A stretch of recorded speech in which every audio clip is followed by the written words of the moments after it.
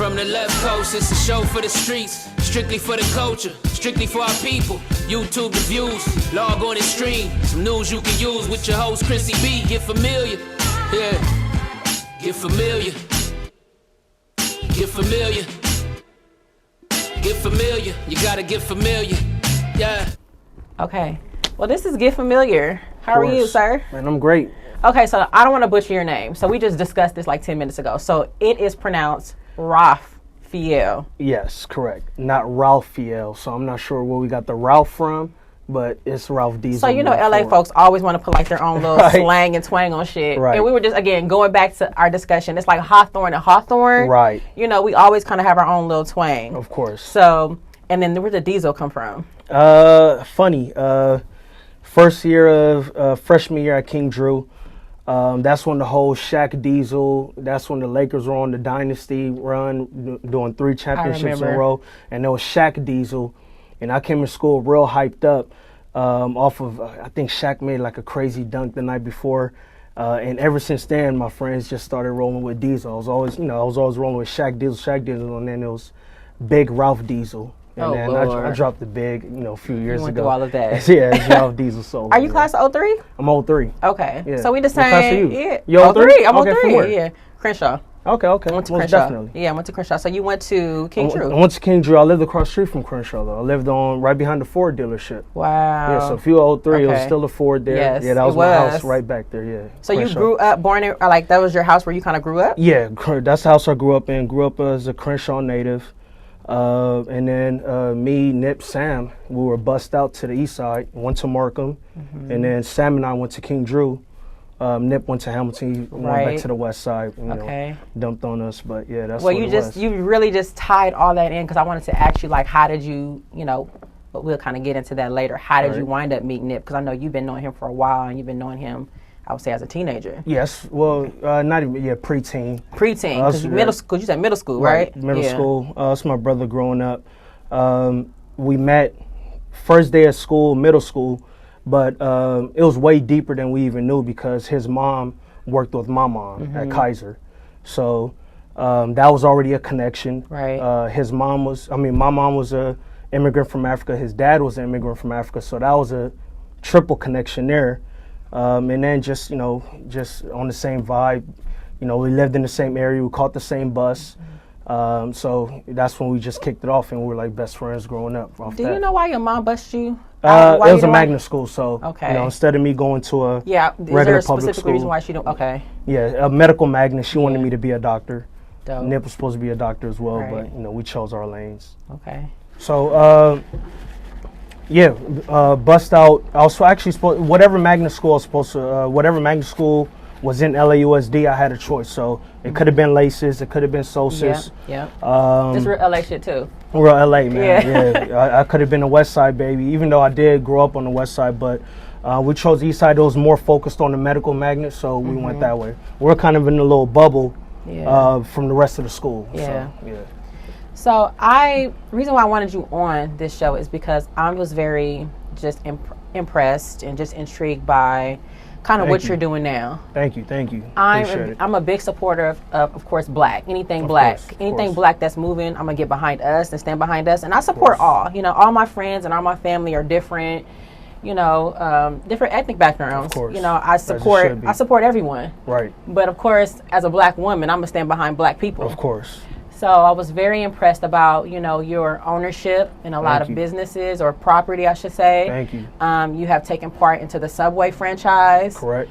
And to be so young and get into it is that's impressive. Right. Thank you. I appreciate it. And I'm really curious to hear the story and behind what it takes, because I know a lot of us we're all chasing something right now. Right. We're all trying to get to it. Right. It takes a lot of discipline, a lot of sacrifice, a lot of money. Exactly. In order to, kind of be where you are right now. Right. And again, you're not even 40 yet.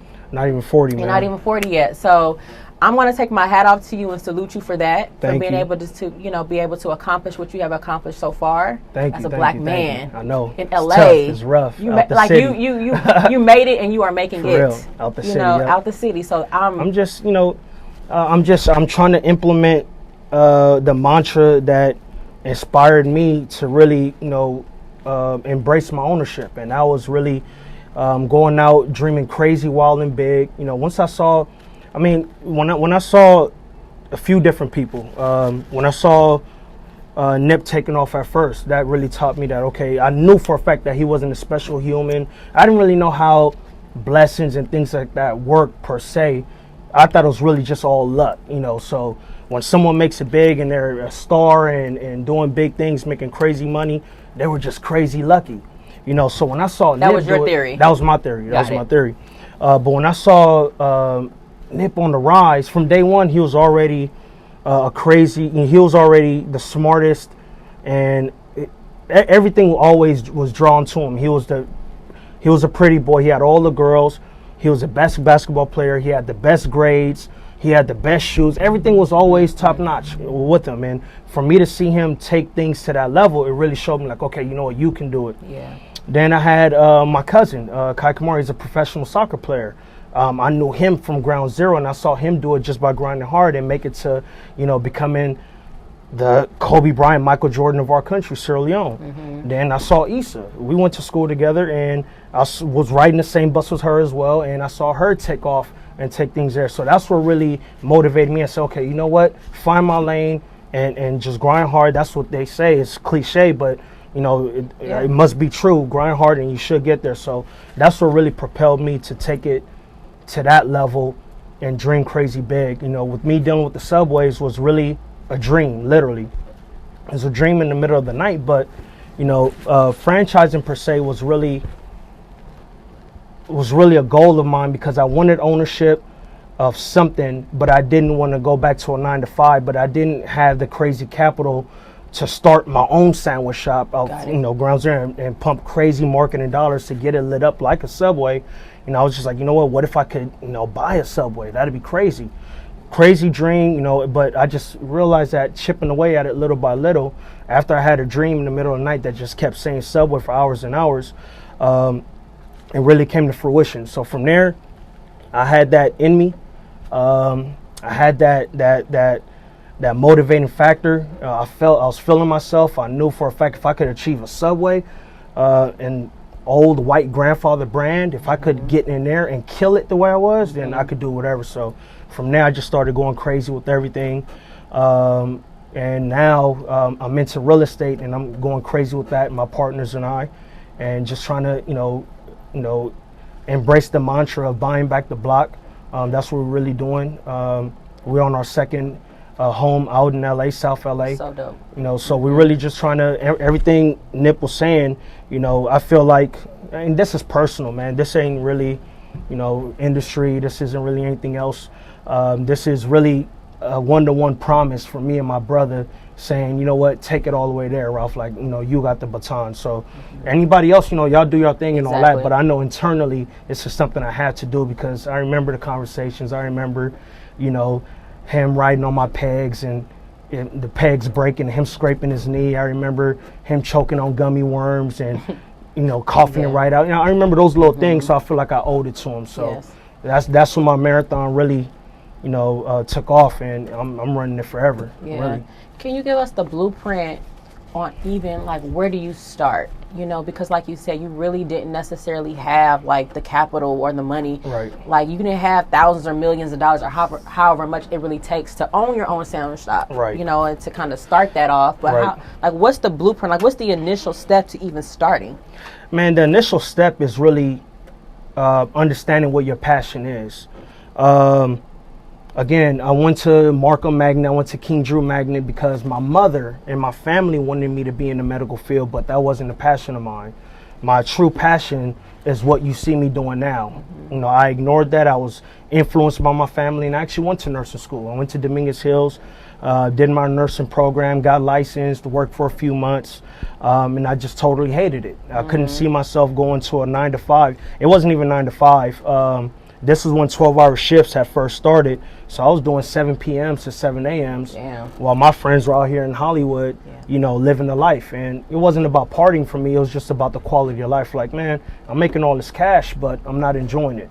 You know, my friends can actually go to the mall on a Friday and spend their paycheck. With me, I was just stacking it, you know, tired always when it came to link with them. And when I was off and free, you know, they were living life. So I realized what my passion was. I realized it at a young age, and I was one of the ones that took a risk and jumped off the deep end.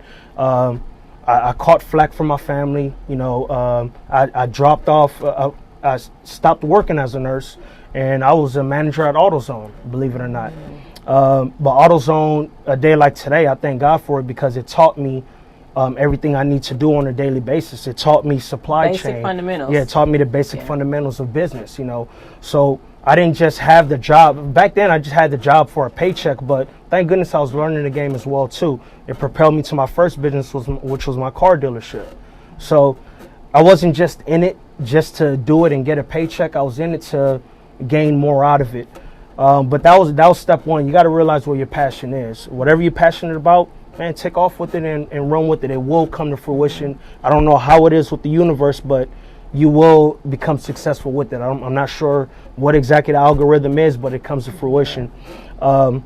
Yeah, I loved cars, you know, and it happened to push me into AutoZone over nursing, and AutoZone pushed me into, you know, franchising and everything else. So the universe just lines up that way.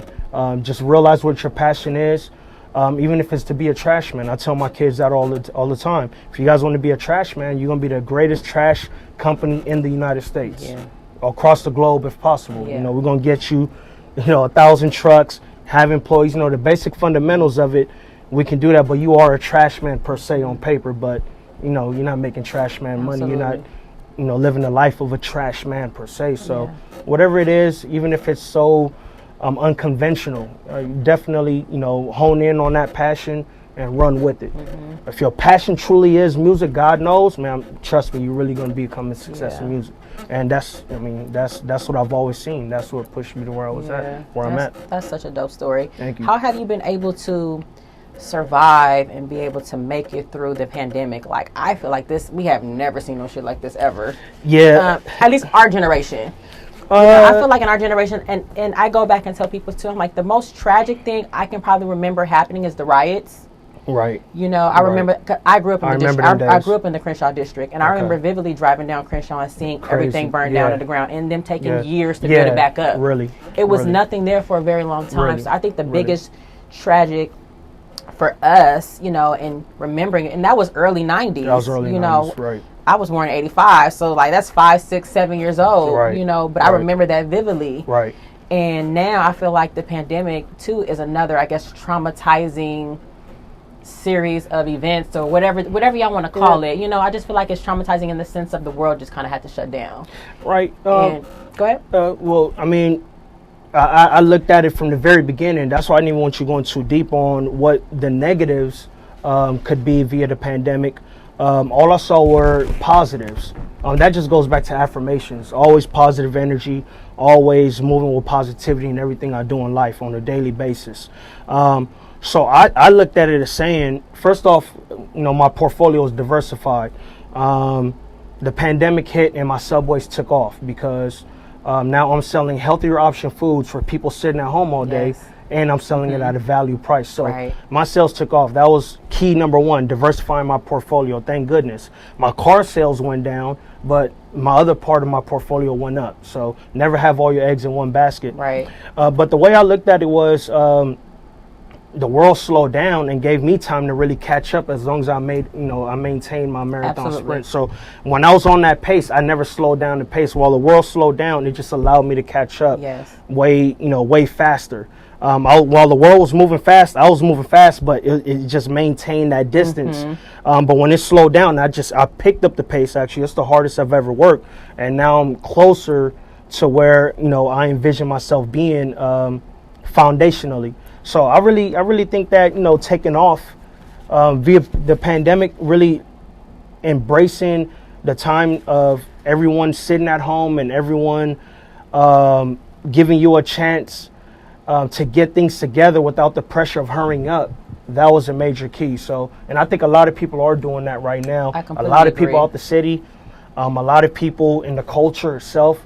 You see so many things taking off right now, and you're like, man, why? You know, people had time. In You know the what I'm midst saying? of it, it developed a lot of things. did. A lot It of did. people were able to get really creative It did. and come out and just, you know, did. pouring in on different things they probably didn't even know exist within themselves. Right, Like right. you said, it gave us some time to sit down, Right. be creative. Right. Because a lot of stuff blossomed for me too during the midst Right. of this. It was a life changer for me. Hence we on here. On the positive. Right. Exactly. It was a life changer for me as Exactly. far as not even just, you know, being creative with, you know, things that I'm passionate about, but just even weight wise. Right. You know, I lost 20 pounds in the midst of the pandemic. All right, sure. We on the opposite, so. So I'm just saying, like, We on the opposite, my weight man. loss journey started in the midst of it because, Okay. you know, I've Okay. always made an excuse, you know, when Okay. I just didn't know how to sit down sometimes Okay. with Okay. work and being a mom and then doing my passion on the side. But Right. it, you know, it allowed me to kind of just, like you said, kind of Yep. just catch up. Yep. Sit down. Yep. You have downtime. Yep. Now Yep. there's no excuse. It really wasn't. There really is no excuse. Really wasn't, man. So I took those down times and I brainstormed. While, you know, my wife is at home doing distance learning with the kids. Yes. Thank goodness I didn't have to spend 2-3 hours Takes a village. dropping them off at school and Takes doing a that whole village. thing. Those 2-3 hours I implemented. Those 2-3 hours I was locked in my office breaking down one proposal, breaking down another. Those 2-3 hours that normally I would have been, you know, in the runs between my shops, I was actually on the phone with my partners politicking on the next plays and stuff. So the pandemic, I mean, aka the bandemic, reality is you could, you know, at this point in time, I think the playing field has been leveled. You know, for example, things opening up right now, who's going to be the first artist out there to have the fire shows? You know, who's going to be this and Yeah. that? You know, so at this point in time, it's like everything is leveled out. It's ready, set, go. Who's going to take off with it? And, you know, I would say get in position. You know, get yourself in position. Whatever you've been putting off, whatever you've been procrastinating on doing, it's time to get in position and get I it like done that. now. For real. I like that a lot. Now, how do you not how do you know, but I've been knowing Obi because I know Okay. that's your guy. It's my best friend, brother, business partner as well. Yeah. Okay, so I've been knowing him for a very long time myself. All right. So my mom actually put on his braces. Wow. So I've been I didn't know knowing that. him since Obi he didn't was. tell me that. So that might have been 11 or 12 when he first got braces. When Okay. he had braces. Okay. So about that long ago. Okay. So my mom was an orthodontist assistant. Okay. She worked for an orthodontist in the Crenshaw district, Okay. right off of Stocker. There was an office that used to sit on the corner. Okay. That still does though, Okay. like Santa Rosalie and Stocker. Okay, yeah. All right, on that side. I Right got across the you. street from the Baldwin Hills Mall. Okay, on that So side. All right. my mom used to work there for Dr. Calendar, black orthodontist. Let's Look go. him up. Let's go. She worked for him. Okay. And he of course went there, and I Right. met him just, you know, running into him Wow, at the office. okay, So that's how okay. we know each other. Okay. And I've been, you know, of course, just kind of staying in touch with him, staying in the loop with him, and just kind of watching what he's been doing. And I'm Right. so proud of you, Obi. Right, This is of your course. this is your little moment. Of course. And giving him his flowers because I've seen how he's grown and how he's developed, and I was just kind of interested to get to know how you guys, you know, started working together and started developing your relationships and your partnerships also. Well, I guess I think I met Obi right after. I met Obi. He didn't have braces on anymore. His teeth was already straight. Right. So I met him second year Okay. at King Drew. Okay. And ironically, the way we really kicked it off was I surprised him with I did a surprise photo of him in the courtyard during nutrition, and that photo made it in the yearbook.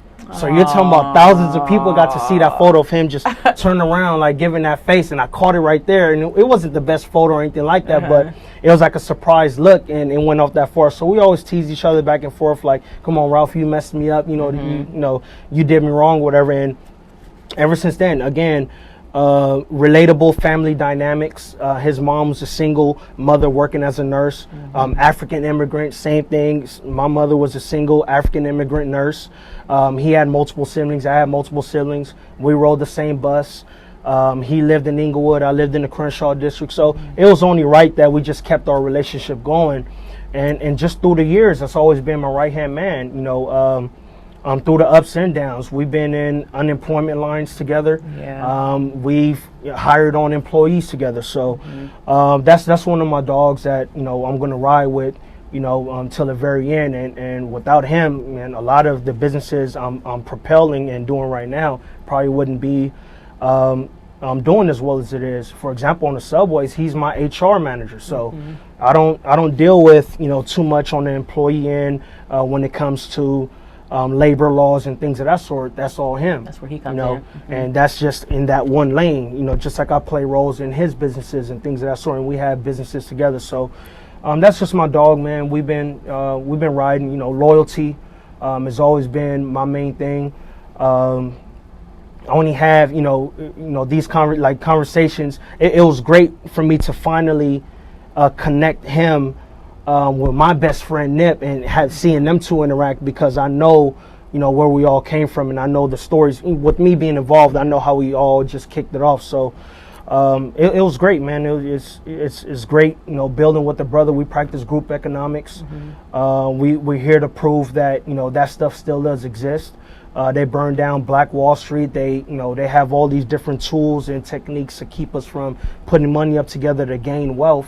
We're breaking those barriers. So we're buying houses together. We're buying subways together. We're starting juice companies together. We're starting rental car companies together. We're going to do that just to make a point for the culture. Like, hey, this stuff exists. Y'all do the same. Yeah. So, yeah, that's my dog, man. How hard has it been? And I just kind of want to go back to just being black. Okay. Like, how hard has it been at being a black man trying to, I guess, kind of, I don't want to say compete, but yeah, maybe it is compete. You're kind of going toe to toe in a white male dominated industry. Oh yeah. An old white man male dominated industry. I mean, it's just a different kind of, it's just a different level and different kind of bag when it comes to that. Yeah, and how hard has it been for you guys to kind of break in? It's been very hard. We still have our challenges.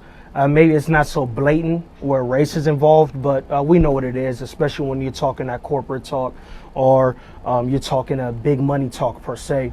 When we were buying our shops, even in the negotiations, you can tell that race does play a role. But we trump that all the time. We trump that all the time with our skill, our wit. So it's, again, we prove others wrong via our success. We get our revenge back via success. So we have the two, in the Rancho area alone, we have the two hottest shops. And we're surrounded by our counterparts, and our shops are booming. Our shops lasted through the pandemic. A lot of shops closed up around me. And these are people that, had the bedrock foundation of how wealth is built in this country. So we breaking those barriers is very, very tough. We still catch that flack. We still get that. But at the end of the day, our leverage is our ownership. At the end of the day, a lot of these guys are only going to talk green. Green is all that matters. Some people don't see black or white. All they do is see green. So we come in from those perspectives. If you do try to come in with race, or you're incognito with it, indirect, you're covert with it, we pick that up. But again, all we talk is green. So I'm in my shops banging Victory Lap. I'm in my shops banging WizKid Afro beats. I'm in my shops wearing blue snapback, Subway hats. Staying true to yourself. I'm staying true to myself and what we. I'm not doing this to be anybody else. I'm doing this to live life on my terms. Absolutely. And I think that's the biggest slap in a lot of people's faces, that I can walk into a corporate meeting wearing this hoodie and not care and still get the job done and still get recognized as, being a heavy hitter within there. So I've always operated off that premise. I've never been the most popular LA boy. I've never been, anything of that sort's never been in the glitz, the glam.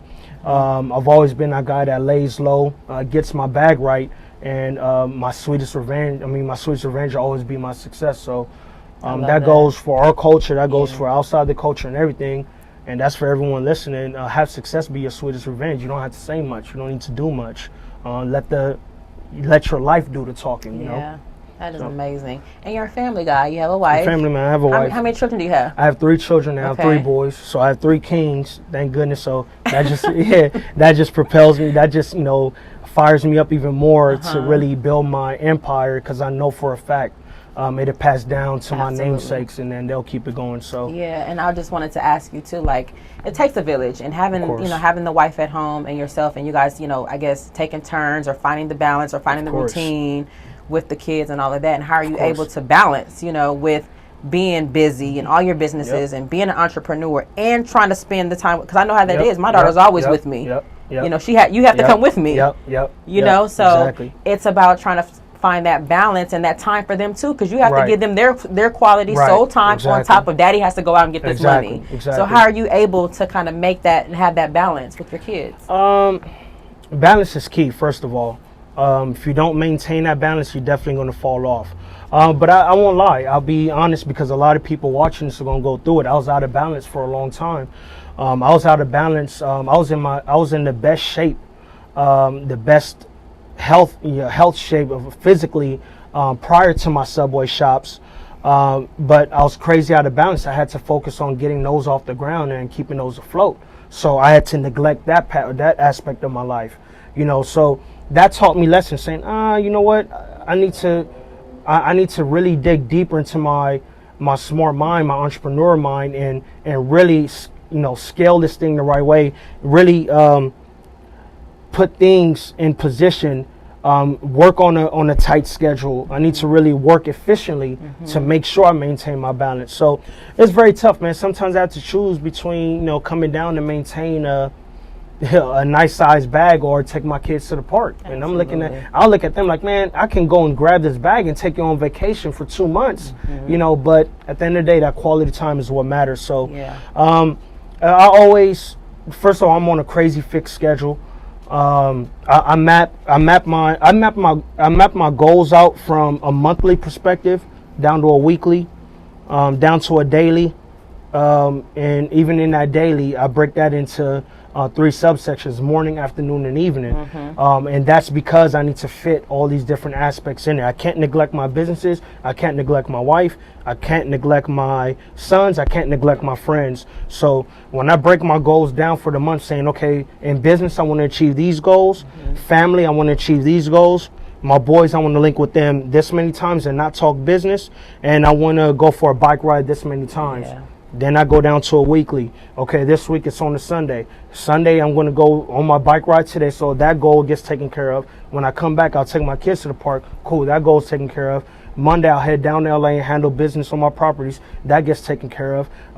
When I come back from there, I had to be back on the freeway by 1, so I can get back home by a certain amount of time, just to make sure to open my laptop and get more work done. So, I'm always fully scheduled out for maximum efficiency, and I think that's what allows me to maintain balance at this level, because I think it's too risky now for me to risk going out of balance and letting one thing fail or neglect one thing, because I put so much time and effort to even get them where they're at now. So I can't fathom sitting back on the Monday, sleeping in on a Monday for the foreseeable future, because I know I've closed escrow on these and these and these. I need to go in and start my rehab work on this property. I need to order these things, blah, blah, blah. It's really dependent on me being able to move. So, again, I have those 4 sections: friends, family, business, and I put wife in a separate section. Absolutely. Wife is in a separate section because right. What she needs, I can't really, I don't need to.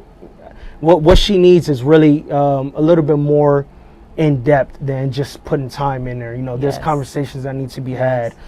We need to plan for the future. We need to take care of the home, things of that sort. So that goes in at any point in time within my scheduling. But I'm able to shut things off. I'm able to shut my phone off. If I had a crazy grind week, I'm able to shut my phone off at Friday at 7.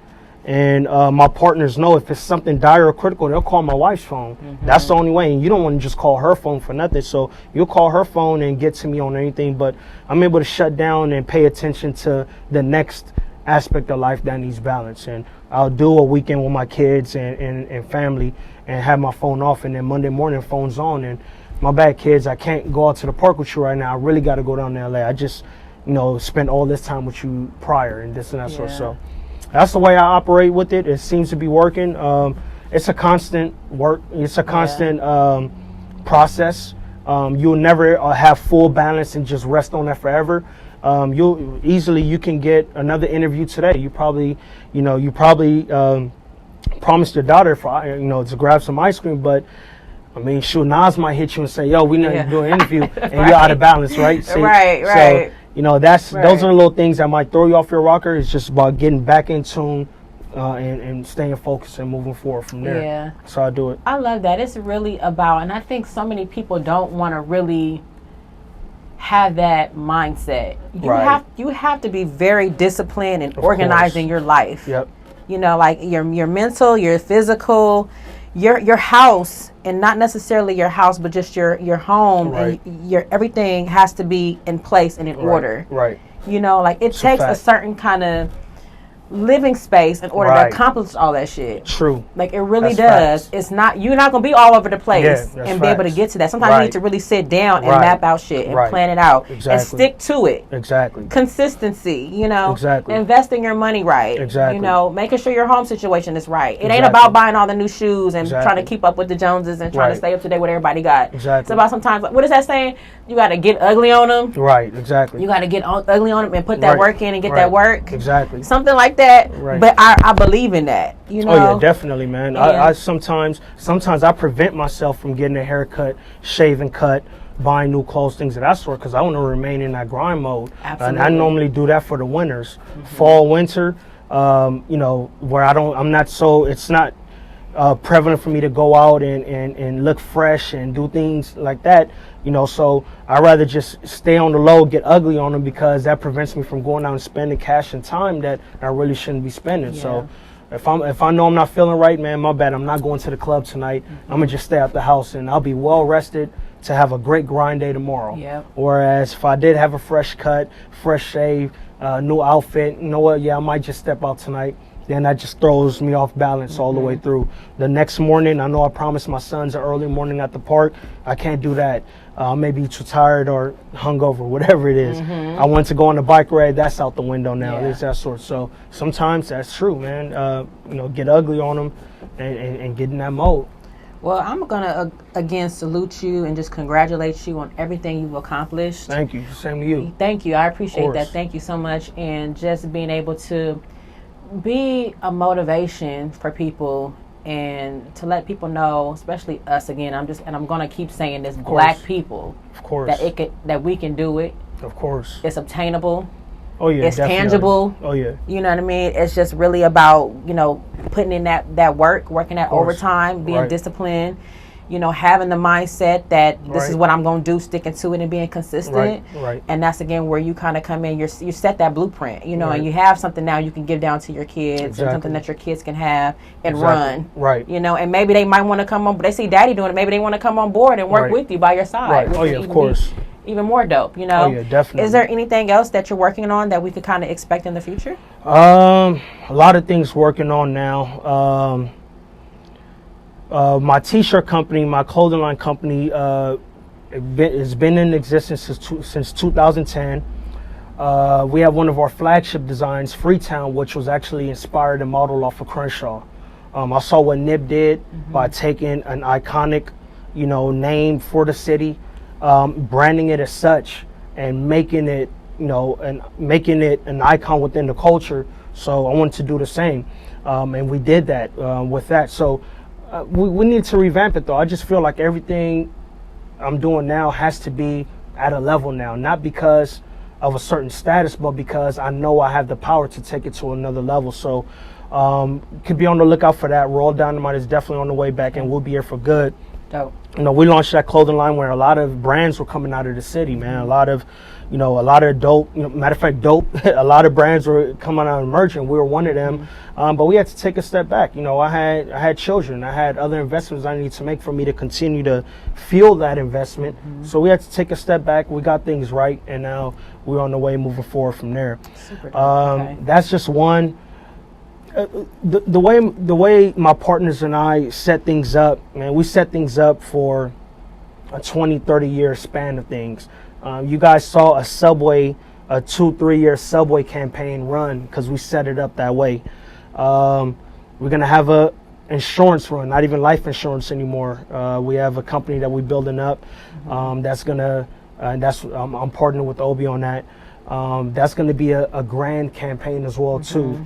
The real estate, that's a grand campaign. We're just building the portfolio now, though, so that we can have, the assets to back it up, saying, yo, look what we did. You know, that's a grand campaign. So, just be on the lookout, man. I actually have a course on the way as well, too. We need that. I'm going to do I think the culture definitely needs that. I'm going to do a franchise 101. That's great. It's definitely necessary. Show the younger cats how to come in and take this ownership. Build yourself up the right way to where you can go in probably $0 and own a fleet of Subways. That's not how I did it, but I know the way now. So we're going to do a franchise 101 course. We probably might do a festival out in the IE. I'm not going to say. I was going to say festival? the name. Might be a music festival well, in the works. Of course, yeah. That's a fact. You know who you need to hit up for that. You know. We got to hit up the best thank for you. that. So we definitely put will my let you dibs know in about now. that. I know. We got you on that. So yeah, that's pretty much it, man. But on the lookout, it's just going to be nothing more but raw motivation, authenticity. I want to show the world the raw way and the grassroots way of attaining this wealth. You know, I don't want the younger cats thinking that, again, they're thinking like me, thinking it was just luck. And one day Diddy just popped up. No, I want to show the actual route to acquiring this wealth and then balling out with the profits, things of that sort. So that's going to be consistent all the way across the board. But man, we're just going to be thriving, man. Summer's opening up. I mean, summer's on the way. City's opening up, so we're going to be out, you know, doing our thing. People are outside. Yeah, man. They are outside. Right. We're going to do it safe, though. Yeah, of course. Well, again, congratulations on everything. How can we stay in the loop with you? Where can we find you? Like, drop your social handles. Yeah, you can follow me on IG, at Ralph Diesel. I'm also on Facebook, Ralph Diesel as well. You can follow my brand, my clothing brand on IG, Royal Dynamite. Follow my brothers. They may give you another a back end look of Ralph Diesel. I may not post. You know, sometimes these guys is always posting me when I'm raw in that grind. So at Okonko, that's my brother Obi. You can follow him as well too. Yeah, man. You know, Marathon continues, support that brand. Yes. Especially Marathon Clothing. That's actual Sam on IG. So you send those, you know, those powerful messages over to him. Yeah. Make sure to support, you know, everything coming out the city, man. We represent in LA, but anything outside of the culture as well too, or coming out of the culture, definitely support. Yes. Of course. Man, just and shout thank out you, to Khrissy people. B, man. You know, first of all, shout out to you, man. This is gonna be a change. Shout out to you for being a black woman. And again, like I told you in the beginning of this, for spotlighting not only just artists, music. I know that was your lane, that's your expertise, but you know, highlighting entrepreneurs as myself that really don't get invited onto platforms because maybe I don't have the following and things of that sort to benefit you. But the game that a lot of your interviewees give is definitely beneficial to the culture. So kudos to you. I appreciate that. You know, you're doing the right thing as well too. Of course. And it's all about just highlighting, you know, highlighting us. Of course. And, you know, we all have a story. Of course. And it's about how, you know, how can we achieve that? You know, what are we doing in the midst of it, you know? Of course. To get to where we're all trying to get somewhere. Right. We're all trying to get somewhere, and I want to be able to highlight that story because we all been somewhere and we are going somewhere. Of course. I feel like we need a round 2, round 3. I can't give all the game I would like to give in just a... I'm coming out to the field, so I'm coming out to Rancho. Sure. I'm coming out to the Subway. I want a sandwich. I like turkey with avocado. All right, bet. You know, on wheat bread. Okay, bet. Cool. So just have my Lay's chips. All right, for sure. Okay. All right, there you go. Do I have ginger ale? No ginger ale. Okay. I stay away from the soda, but if it's ginger ale, that's my thing. But anyway, again, thank you so much for coming on Get Familiar, and we are out. You can use with your host Khrissy B. Get familiar, yeah. Get familiar. Get familiar. Get familiar. You gotta get familiar, yeah.